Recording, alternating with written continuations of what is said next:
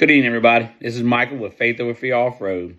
Today is the fourth day of Reason for the Season, and today we're in Ruth chapter 4, verses 13 through 22.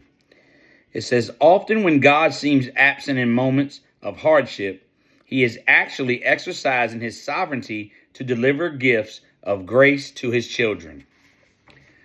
We have all been through moments of suffering when we wonder where God is and are confused about what he is doing. If you read through the biblical narrative, you will soon have to let go of the conclusion that hardship means God is absent, distant, uninvolved, or uncaring. Behind dark clouds of difficulty is a God who is actively working for the good of his children. God regularly takes his children places they never would have planned to go in order to produce in and through them things they never could have produced on their own. It is important to recognize that the workings of God's grace aren't always predictable or comfortable. Often when we think grace has passed us by, God's grace is at work, just not in the way we expect. The book of Ruth, one of the greatest biblical stories, contains a compelling and beautiful sub-story. On the surface, Ruth is a beautiful love story and one of the few biblical stories with women as a main character. But there is a deeper, more significant love story in the book of Ruth. It is the story of God's unshakable, unstoppable love for his children. This story of human hardship and human love is also God's assurance that he will exercise his wisdom and his sovereignty. He will remember his covenant promises. He will be faithful, and through hardship, he will deliver gifts of kindness and grace to his own. Although the story of Naomi, Ruth, and Boaz is compelling, the one on center stage is the Lord. Through the vehicles of hardship and human love, God establishes the direction of the rest of the redemptive story. At the end of the story, Ruth and Boaz have a son. We read, then Naomi took the child and laid him on her lap and became his nurse. And the women of the neighborhood gave him a name, saying, a son has been born to Naomi. They have named him Obed. He was the father of Jesse, the father of David.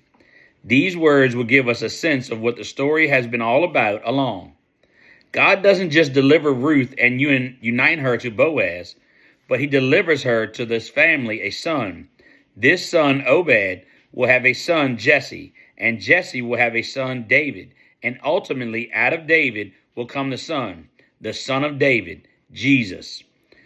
Through this little story of hardship and love, God set things in place to deliver something, anything but little.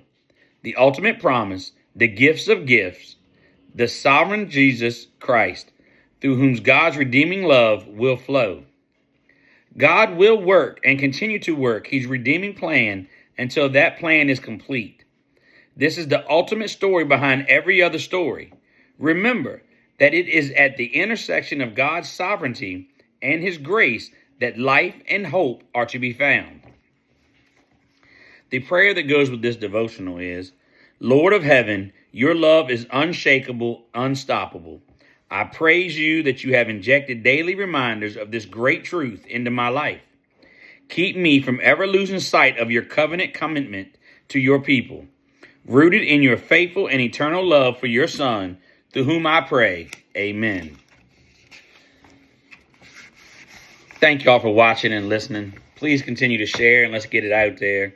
And remember, there is nothing wrong with decorating. There's nothing wrong with gift giving. There's nothing wrong with having a great time at Christmas. We just need to remember the reason for the season is Jesus. The Messiah was born. So long as everything that you do points back to Jesus, then let's have a great time and celebrate Christmas as much as you want. Just don't make it about presents or anything else, please. Remember, Jesus is the reason for the season. God bless y'all. Have a good night, and we'll see you in the morning.